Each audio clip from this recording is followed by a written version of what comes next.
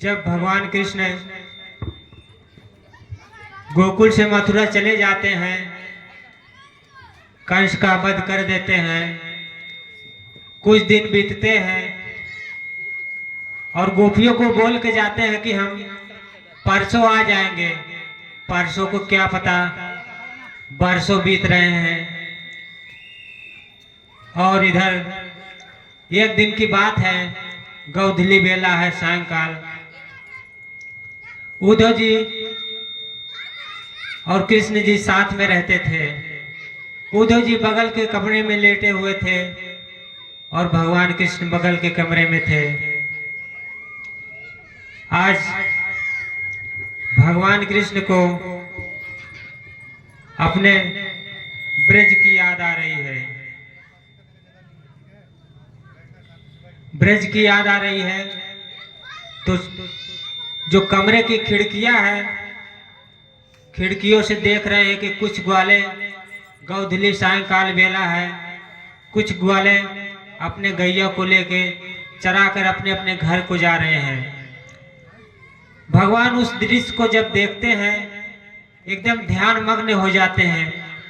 उनको ऐसा प्रीत होता है कि जैसे हम सायंकाल गाय अपनी लेके जाते थे और ठीक उसी प्रकार ये लोग भी जा रहे हैं। जब भगवान ध्यान मग्न होते हैं तो उन्हें जो गाय वाले ग्वाले हैं वो अपने सखा के रूप में उनको नजर आते हैं।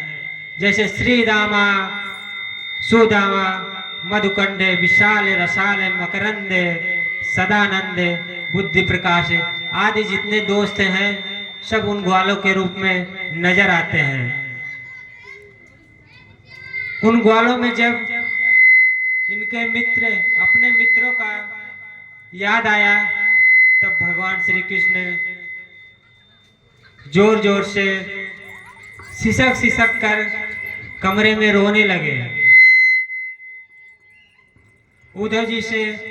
उदय जी को जब आवाज सुनाई पड़ती है कि कौन रो रहा है, जाए देखे, बगल के कमरे में आते हैं, देखते हैं कृष्ण जी रो रहे हैं और बोल रहे हैं, उद्धव जी तुम क्यों रो रहे हो, क्यों रोते हो ऐसे? और बोले, हे उद्धव मित्र, आज हमें ब्रज की बहुत याद आ रही है, मैया की बहुत याद आ रही है।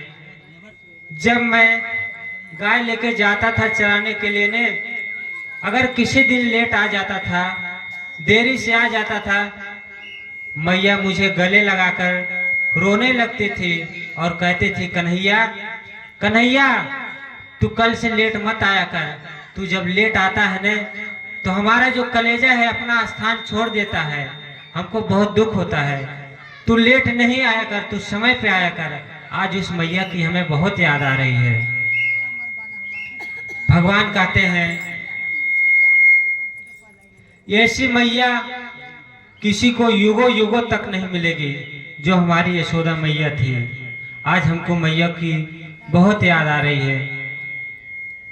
जब तक मैं वहां रहा, मैया एक भी दिन सुख से, हमारे वजह से एक भी दिन सुख से नहीं रह पाई। लोग शिकायतें लेके आती थी लेकिन मैया शिकायतें नहीं मानती थी।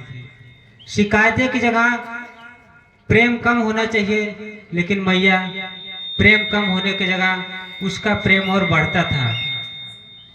और नंद बाबा जब बैठे थे तो बोलते थे कि ये यशोदा के माँ कन्हैया कहाँ है आज? क्या नाम?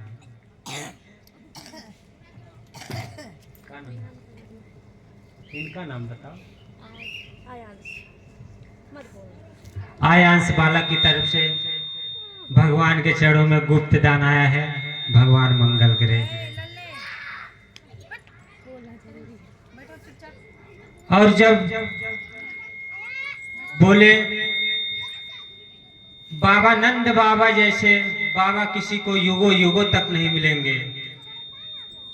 जब बाबा घर से बाहर निकलते थे न, बाहर जाते थे, जानबूझकर पैरों में जूतियां नहीं डालते थे। क्यों नहीं डालते थे? कि अभी कन्हैया छोटा है, अपने नन्हे नन्हे पाँव से हमारी जूतियां जब लेके आएगा, हमारे पैरों में पहनाएगा। तो बहुत वो दृश्य बहुत ही सुंदर था, जब भगवान अपने नन्हे नन्हे पैरों से, वो भगवान अपने पिता नंद बाबा के जूतियां लेके आते थे और पैरों में डालते थे, पहनाते थे। अपने कोमल हाथों से, कोमल पाँव से दौड़ते हुए, फुदकते हुए लेके आते थे और नंद बाबा के पैरों में पहनाते थे। और हमें बहुत खुशी होती थी। नंद बाबा बोलते थे, कृष्ण भगवान बता रहे हैं उद्धव से कि उस समय हमको बहुत खुशी होती थी। और यह दृश्य इतना सुंदर था कि नंद बाबा डेली हमसे ये काम करवाते थे। रोजाना हमको बुलाते थे और बोलते थे, कन्हैया हमारी जूतियां लेके आना, हम बाहर जा रहे हैं। और गोपी का विरह बता रहे हैं भगवान कृष्ण उद्धव से, हे उद्धव, उससे भी ज्यादा दुख मैंने उन भोली भाली गोपियों को दिया है। तुम्हें पता है, यशोदा मैया ने एक दिन मुझसे कहा, ये कन्हैया तू उन गोपियों के घर चोरी करने क्यों जाता है? वो इतनी गरीब है और दूध दही बेचकर ही अपने पेट का पालन करती हैं, तो क्यों उनके घर जाता था?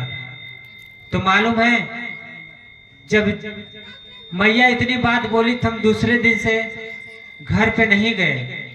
जब घर पे नहीं गए तो गोपियां चली आई, सब लोग मैया के पास में, और बोली, ये नंद रानी, ये तुम्हारा लाला, खाली तुम्हारा ही लाला है, ये आज 4-5 दिन से क्यों नहीं आ रहा है माखन खाने के लिए? तो मैया बोले कि तुम लोग बहुत गरीब हो, तुम्हारे घर जाता है, माखन खाता है और नुकसान करता है, तुम्हारा पेट इसी से चलता है, तो कैसे चलेगा? तो सब गोपियां मालूम है क्या बोलती है? बोलती है कि गरीब तो हम उस दिन हो जाते हैं जिस दिन कन्हैया हमारे घर से माखन नहीं खाता है। ऐसे ऐसे गोपियां अपना अपना भाव प्रकट कर रही हैं। और राधा जी का क्या हाल है? भगवान कहते हैं, उससे भी ज्यादा दुख मैंने अपने राधिके को दिया है। भगवान एक समय, उद्धव जी के समय, राधे राधे राधे राधे कह के जोर जोर से सिसक के रोने लगते हैं। भगवान ने उद्धव को सब बात बता रहे हैं और उद्धव पे कोई प्रभाव नहीं पड़ रहा है। उद्धव अपने आप को ज्ञानी समझ रहे हैं, बहुत बड़े ज्ञानी हैं उद्धव, और ज्ञानियों में श्रेष्ठ माने भी जाते हैं। जिसको अगर ज्ञान का प्रभाव पड़ गया तो उसके आगे उसको प्रेम का कोई असर नहीं पड़ता। इसलिए आज भगवान उद्धव को समझाने के लिए लीला कर रहे हैं। भगवान बोलते हैं, हमें बहुत याद आ रही है। उद्धव बोलते हैं, इतना ही था तो उन अनपढ़ गवार गोपियों को अपने ज्ञान से समझा देते। उद्धव जी बोल रहे हैं श्री कृष्ण भगवान से। भगवान कहते हैं, अनपढ़ गवार गोपियां बोलते हो, तुम्हें कैसे पता वो अनपढ़ गवार गोपियां है? तो उद्धव बोलते हैं, वो कहाँ कभी गुरुकुल गई है पढ़ने? क्या अनपढ़ गवार नहीं है तो फिर क्या है? उनका काम ही है दूध दही माखन बेचना। और भगवान बोले, ऐसे तो मैं भी नहीं पढ़ा हूँ, मैं भी चोरी करता था, ग्वालों के साथ जाता था गाय चराने। और फिर उद्धव बोले, आप तो खुद ज्ञान है। भगवान सोचे, हमें जिस समय का इंतजार था वो घड़ी आ गई है। भगवान बोले अच्छा ठीक है उधय, अगर तुमको इतना ही ज्ञान है तो जाओ जाओ अपने प्रेम से, अपने ज्ञान से उन गोपियों को समझा के आओ और यशोदा मैया को समझा के आओ, नंद बाबा को समझा के आओ। अब उद्धव जी जाते हैं, ब्रज की तरफ निकलते हैं। जब ब्रज की तरफ जाने लगते हैं उद्धव जी, तो भगवान बोलते हैं उद्धव तुम ब्रज से में कैसे जाओगे, ऐसे जाओगे इसी वस्त्र में, तुमको गोपियां बात नहीं करेंगे, ऐसे जाओगे तो बात करने के क्या, तुमको देखेंगी तक नहीं। तो उद्धव बोल रहे फिर प्रभु कैसे जाएं? बोल रहे लो मेरा वस्त्र, भगवान अपना पीताम्बर मुकुट सब देते हैं, रथ देते हैं और कहते हैं जाओ। जब उद्धव जी जाते हैं, ब्रज में प्रवेश करते हैं, तभी ब्रज की कुछ धूल उड़ के उद्धव जी के मस्तक पे पड़ती है। आज यहाँ कुछ संतों ने ब्रज रज की महिमा बताई है। उद्धव जी जब ब्रज में प्रवेश किया तो शाम का समय था और धूलें उड़ रही थी। उद्धव जी के मस्तक पे जब धूलें उड़ी तो उनका जो ध्यान है अचानक विचलित हो गया। जैसे हम कहीं निकलते हैं तो हमको लगता है कि वहां पे कुछ चीजें दिखाई दे रही हैं, जब हम उस जगह उस पास में जाते हैं तो वो चीज हमको पता नहीं देता है, क्षण हो जाता है, खत्म हो जाता है। ठीक आज उसी प्रकार से उद्धव को जब धूली पड़ी मस्तक पे तो उद्धव सोचे कि वो वहां पे कुछ ग्वाल बाल है जो अपने गायों को चरा के अपने अपने घर को जा रहे हैं। भगवान कभी, जय श्री राधे, भगवान कभी ग्वालों में दिखते, उन ग्वालों के बीच में उद्धव को भगवान कभी दिखते और कभी ग्वाले दिखते, कभी गैया को सहलाते हुए दिखते।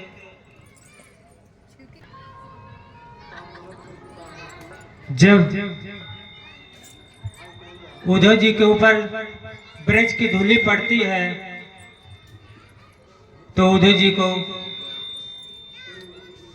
कुछ अदृश्य रूप दिखाई पड़ते हैं, जैसे कुछ ग्वाले गाय लेके जा रहे हैं अपने अपने घर को और उसी में भगवान कृष्ण है, अपने गैया को सहलाते हुए लेके जा रहे हैं घर पे सभी के साथ में। उनको एक अटपटा सा लगता है। जब ध्यान हटाते हैं उद्धव जी तो वहां लीला अदृश्य हो जाता है, वो लीला खत्म हो जाता है। तो यहाँ पर प्रसंग सुनाते हैं, बोलते हैं कि ब्रज रज की महिमा ये ऐसा नहीं, बहुत ही मूल्य है। संत बताते हैं ब्रज रज की महिमा। यहाँ की मिट्टी में जो ब्रज के संत रहते हैं सब लोट पोट करते हैं कि हमको के जाने ना जाने हो, इसी रास्ते से भगवान गए हो, इसी धूल से होके गए हो। इसलिए ब्रज रज की महिमा बहुत ही अद्भुत है। वहाँ के संत ब्रज रज को अपने मस्तक पे धारण करते हैं, ब्रज रज में लोटपोट करते हैं। उद्धव जी जब ब्रज रज में और थोड़ा आगे गए तो कुछ गोपियां उनको दिखती हैं, कुछ गोपियां दिखती हैं और बोलती हैं, अरे सुनो सुनो, नंद बाबा का घर कहाँ है? उद्धव जी बोल रहे हैं गोपिया से कि नंद बाबा का घर कहाँ है, बताओ।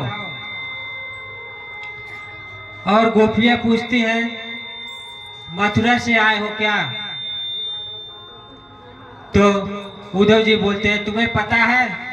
तुम्हें कैसे पता है कि हम मथुरा से आए हैं? गोपियां बोलती हैं, ये बात केवल मथुरा वासी बोल सकते हैं, बाकी ब्रज में तो सबको पता है कि कृष्ण कहाँ गया है। ये सिर्फ मथुरा वासी ही पूछ सकते हैं कि कृष्ण का घर कहाँ है। और तभी एक गोपी बोलती है, मालूम है ये जो जल की धारा दिख रही है ना, ये मेरे सामने जो जल की धारा है दिख रही है, ये कोई जल की धारा नहीं है, ये कोई नाला नहीं है।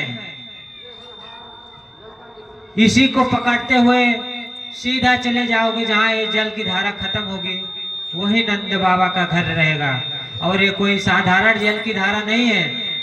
जब से कृष्ण गया है तभी से नंद बाबा यशोदा मैया के नए नए अश्रु है जो रोते रोते यहाँ तक बह के आई है। इसी को पकड़ के जाओगे तो नंद बाबा का घर आपको मिलेगा। अब उद्धव जी पहुंचते हैं धीरे धीरे नंद बाबा के घर पे। जब नंद बाबा के द्वार पे पहुंचते हैं, आवाज लगाते हैं, बोलते हैं, नंदराय जी, ओ नंदराय जी। आवाज सुन के अंदर से ही एक बहुत ही दुबले पतले व्यक्ति निकलते हैं जो नंद बाबा है। जैसा कि कृष्ण भगवान बताए थे उस प्रकार नहीं है, उससे भी ज्यादा उनकी हालत खराब दिख रही है उद्धव जी को। और बोलते हैं, नंद बाबा तुम कौन हो, कहाँ से आए हो? तो बोलते हैं, उद्धव जी मैं कृष्ण का मित्र हूँ, कुछ संदेश लेके आया हूँ। तो बोलते हैं, क्या संदेश लेके आए हो, बताओ। भगवान ने जो सबका रूप बताया था, यशोदा मैया, नंद बाबा सबसे अलग दिख रहे हैं आज। अच्छा ठीक है, तो रुको, हम जाते हैं बाहर से कुछ आपके खाने के लिए इंतजाम लेके आते हैं। अब नंद बाबा को द्वार पे बिठा के नंद बाबा बाहर निकल जाते हैं उद्धव जी को कुछ खान पान की व्यवस्था के लिए। उद्धव जी अब जाते हैं अंदर, रसोई में देखते हैं झाले पड़े हुए हैं, मानो कि जब से कृष्ण गया है इसमें भोजन ही नहीं बना है। और जब नंद बाबा लेके आते हैं तो बोलते हैं, लो इसको पा लीजिए, तब जाके हम आपसे कुछ बातें करेंगे। इतनी ही बातें जब सुनती है मैया, अंदर से वो भी आती हैं और मैया बोलती हैं, अब भगवान के कृष्ण पहने हैं पीतांबर। उद्धव जी तो मैया सोचती है कि ये कृष्ण आ गया। कृष्ण तू कहाँ था अभी तक, तू इतनी देर से क्यों आया, अभी तक तू कहाँ था? और भगवान कृष्ण की बातें उनको नजर आ रही है मैया को। और जब उद्धव बोले कि नहीं, मैं कृष्ण नहीं हूं, मैं उनका सखा हूं, संदेश लेके आया हूं, उनका संदेश लेकर आया हूं। बोले ठीक है, संदेश लेके आए हो, कहो क्या कहना है। जब उद्धव जी ब्रज में आ रहे थे तो जो देवकी मैया थी बताए थे कि उद्धव तुम ब्रज में जा रहे हो तो हमारा भी एक संदेशा मैया से बोल देना। क्या संदेशा देवकी मैया बोली थी यशोदा मैया से बोलने के लिए? उद्धव जी से बोली थी कि बोल देना यशोदा से कि कृष्ण जब से आया है ना कुछ खाता नहीं है। एक दिन तो मैंने उससे गौरस से मिष्ठान बनाई थी, तब जाके कृष्ण खाया नहीं, थाली बगल कर दिया। बोला कि मैया तू गौरस से मिष्ठान मत बनाया कर, तू जब गौरस से मिष्ठान बनाती है ना तो हमको ब्रज की बहुत याद आती है। इतनी बात सुन के मैया बेहोश हो जाती है। जब बेहोश हो जाती है तब इधर नंद बाबा बोलते हैं उद्धव जी से, देख लिए तुम्हारे इतने ही बातों से बेहोश हो गई, ये इतने ही टाइम तक आराम करती है, बाकी अभी इसको होश होगा ना तो पागलों की तरह गांव में जाएगी और खोजेगी, कहीं कृष्ण तुम्हारे घर तो नहीं आया है, कहीं तुम्हारे घर तो नहीं आया है। अगर तुम्हारा माखन चुराया होगा तो कोई बात नहीं है, उसको हम समझा लेंगे, उसको डांट लेंगे, तुम हमारे कृष्ण को छोड़ दो।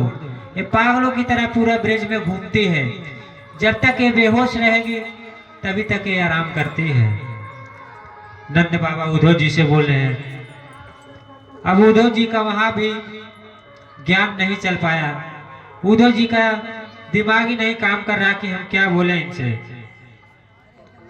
अब उद्धव जी वहां से चल दिए। जब वहां से चलते हैं उद्धव जी तो इधर गोपियों के पास आते हैं। गोपियों के पास जब आते हैं तो देखते हैं गोपी बोलती है कि तुम कौन हो, तो बोलते हैं कि हम उद्धव हैं और कृष्ण का संदेशा लेके आए हैं। गोपियां बोलती है, एक गोपी तो बोलती है कृष्ण का संदेशा लेके आए हो, कंस का लग रहा है मृत्यु हो गई है और कंस का श्राद्ध होगा, मामा भांजे हैं दोनों ने, मामा भांजे हैं, इसलिए भांजा मामे के श्राद्ध में मांस लेने के लिए ब्रज में भेजा है। ठीक है, तुम मांस लेने के लिए आए हो तो हम तुम लोग को मांस देंगे, और ले जाके कंस के श्राद्ध में सबको खिलाना। तो एक गोपी बोलती है, क्या श्राद्ध में मांस लगता है क्या? तो दूसरी बोलती है, क्यों नहीं मांस लगता, वो तो राक्षस थे, राक्षस लोग मांस ही तो का सेवन करते हैं, इसलिए कान्हा ने भेजा होगा उद्धव को मांस लेने के लिए। इधर एक बार मीरा जी भी भगवान का नाम जप रही थी, बहुत याद कर रही थी भगवान को। तभी उनके बगल में एक पेड़ था, उसी पेड़ के डाल पे एक कौवा बैठा था, काव काव कर रहा था कभी से। तब जाके मीरा जी बोलती है कि तू काव काव क्यों कर रहा है, तुझे भूख लगी है? तुझे भूख लगी है तो सुनो कैसे बता रही है मीरा जी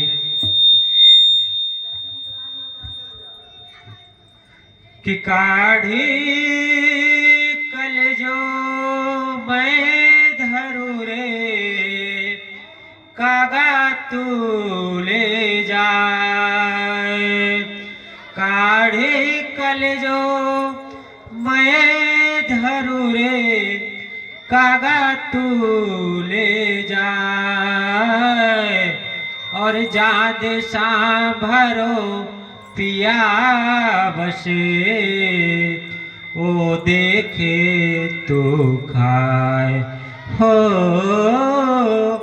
जादे सांभरो पिया बसे, ओ देखे तो खाए। कि तुझे भूख लगी है तो ठीक है, मैं तुझे अपना कलेजा निकाल के देती हूँ, और जहाँ कृष्ण बैठा है उन्हीं के सामने तू नोच नोच के खाना, ताकि उसको पता चले कि प्रेम की पीड़ा क्या होती है। इधर आज गोपियां समझा रही है, उद्धव जी की बोल रही है, उद्धव जी बोल रही है कि तुम लोग बहुत ज्ञानी हो, ज्ञान से समझ जाओ, वो कोई तुम्हारा कोई प्रेमी नहीं है, वो साक्षात भगवान नारायण है। तो गोपियां बोलती है, भगवान नारायण है वो साक्षात, भगवान नारायण है तो हमने उसे भूख से बिलखते हुए देखा है, मैया यशोदा ने अपने अपने हाथों से उसको खिलाया है। जब तक वो मैया यशोदा के हाथों से नहीं खाता तब तक वो रोता रहता, चिल्लाता रहता। और भगवान कहीं भूख के माने रोते हैं क्या? मैंने मैया यशोदा को उसके आंख में काजल लगाते हुए देखा, बोल रहे हैं। उद्धव का भी यहाँ से ज्ञान का पर्दा खत्म हो गया। उद्धव गोपियों को समझा ना सके। उद्धव जो भी बोले अब तो हमको ब्रज ही जाना चाहिए। अब तो उद्धव की हालत ऐसी हो गई, पागल जैसे हो गए। उद्धव वहां से भागते हुए दौड़ते हुए जा रहे हैं मथुरा की तरफ। कपड़े एकदम फट गए हैं पूरा। जब पहुंचे भगवान कृष्ण के पास, भगवान कृष्ण समझ गए कि बस करो उद्धव। उद्धव का ज्ञान खत्म हो गया। उद्धव समझ गया। अब उद्धव जी को यहीं से ज्ञान का पर्दा खत्म हुआ और उद्धव जी का भी सद्मार्ग मिल गया। एक बार प्रेम से बोलिए वृंदावन बिहारी लाल की जय हो। एक बहुत ही बड़ा, बहुत ही अच्छा भजन है जो उद्धव जी जब वापस आ रहे थे तो गोपियों ने बोली कि जाके ये मेरा संदेशा कृष्ण को बोलना है। भजन के माध्यम से बताते हैं।